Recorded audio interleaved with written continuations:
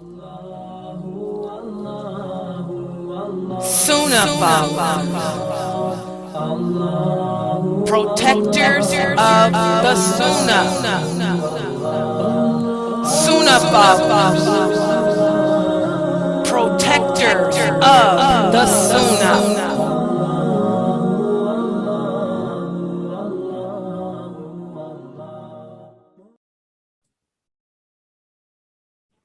Alhamdulillah, wa salat, wa salam Allah, wa Rasulullah.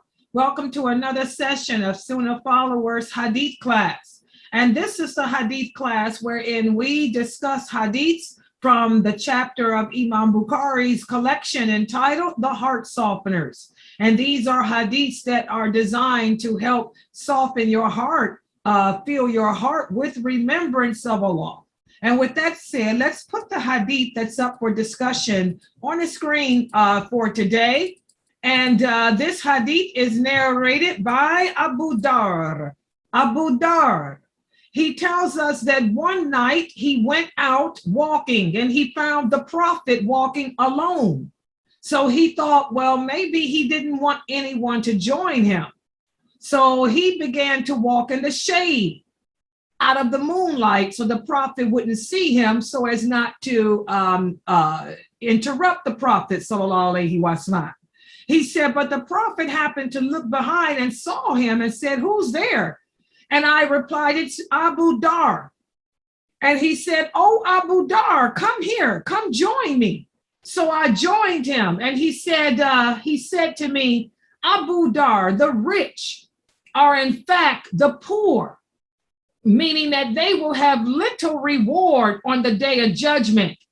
They have all the money in this world, but they will have little reward on the day of judgment, except for those whom Allah gives money to, and that those people in turn give it in charity and do good deeds with it.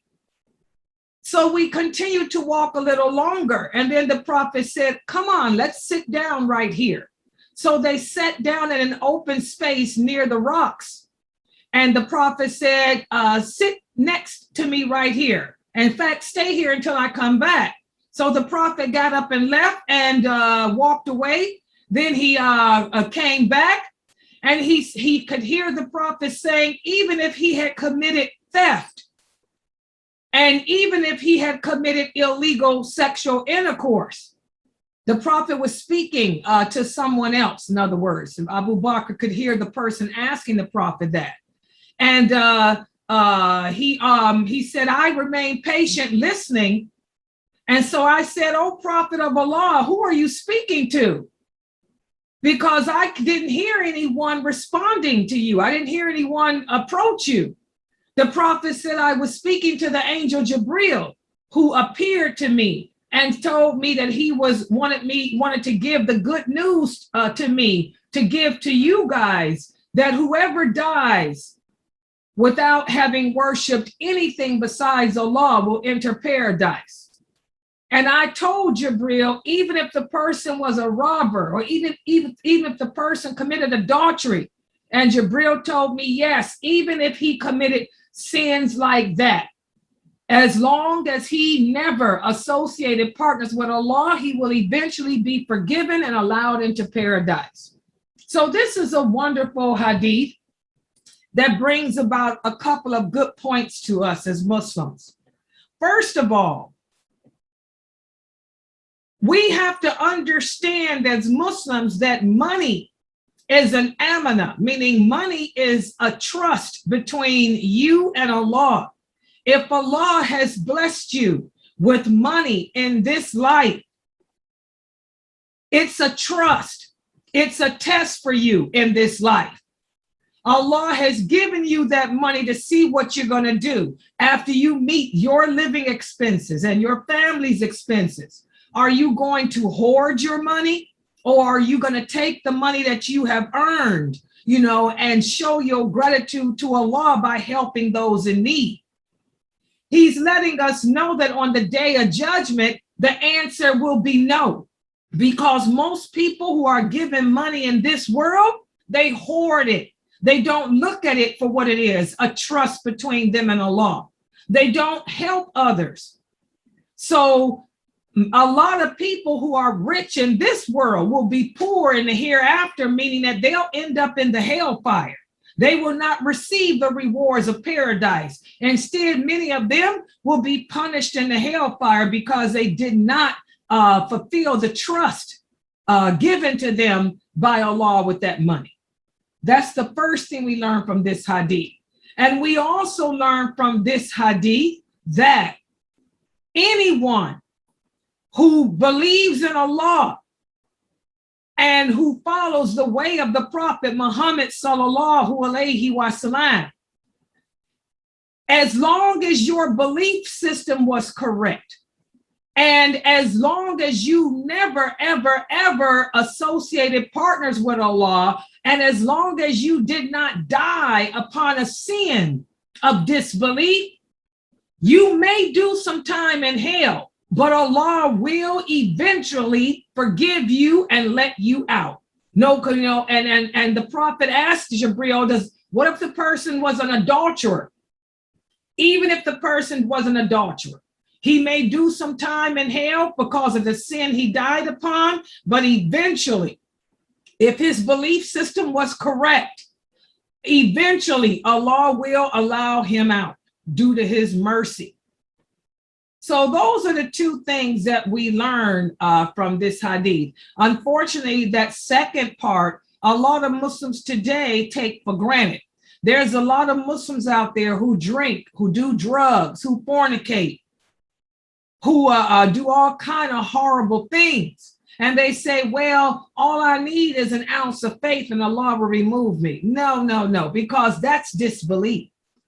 And we did a class on the sins of disbelief.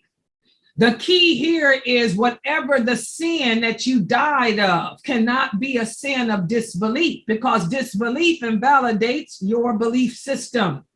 If you're a person that loved your alcohol and you loved your drugs more than Allah, that's a sin of disbelief. That's a sin of disbelief. If you refuse to quit drinking, you refuse to quit fornicating, you refuse to quit adulterating because your love for those things were more than your love for Allah, then you die the death of an unbeliever and you'll be in hell forever. That's what the Prophet meant in the other hadith when he said, some people, the drunkard, the alcoholic, the fornicator, will be raised up as a kafir on the day of judgment because he took his love for sex. He took his love for alcohol. He took his love for drugs over Allah.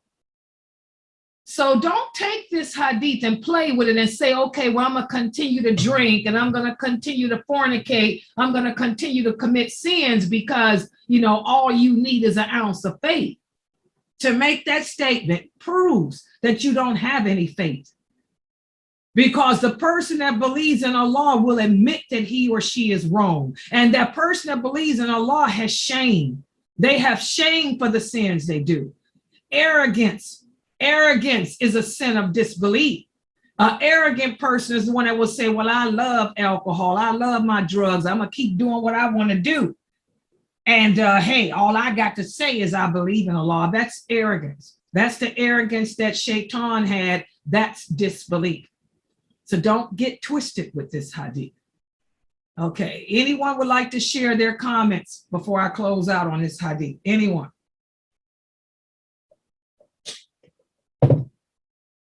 Okay, well, I'd like to thank everybody for listening. I'd like to thank everybody for participating. Please make sure that you guys are here for the 6 p.m. class. And also don't forget that we have a 9 p.m. class and there's also an 11 p.m. class. So I'm going to close out here for right now. For those of you on Facebook, feel free to join us in our Zoom room. Just go to Sunnahfollowers.net. Click on join live class and it'll bring you right here into our Zoom room. You don't need a code or a password, and you can talk with us or have it, or questions or whatever. Okay, so subhanakallahumma wa bihamdika ashhadu an la ilaha illa anta astaghfiruka wa atubu ilayk.